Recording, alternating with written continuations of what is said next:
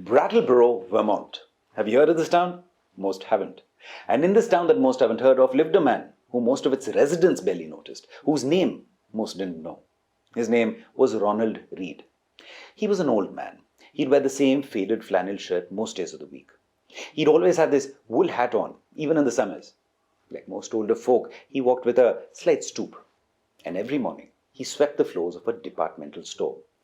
He'd started off as a gas station attendant, a job that he'd stuck with for 25 years. Then he transitioned to the role of a janitor, a role that he played for the next 17 years. He lived alone, fixed things himself, drove a used Toyota Yaris. He clipped coupons every week, never spent a cent that he didn't have to. Through most, he was simply invisible, ordinary, forgettable even. But Ronald Reed wasn't what he seemed. You see, Ronald had a secret, something no one, not a single of his few friends knew about.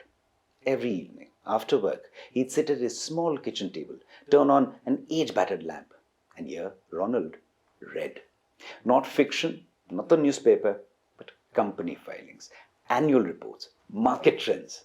Ronald Reed had spent night upon night teaching himself how to invest. He understood the nuances, studied the discipline, quietly, patiently, over decades. He didn't chase the stock market. He chose carefully, bought shares of solid, dividend-paying companies, and then he held on for decades.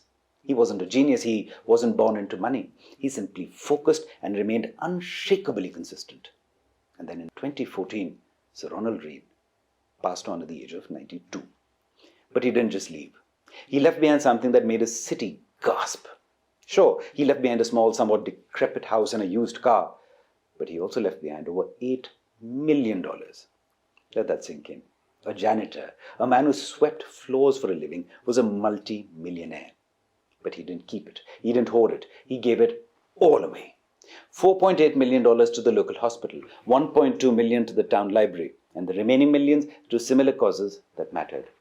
Sir Ronald Reed gave it all to the very community that had barely even noticed him when he was present. And yet, he wanted to make this very community richer. He proved that wealth isn't loud, that greatness doesn't need to shout, that you don't need a suit or an office or a title to make a difference.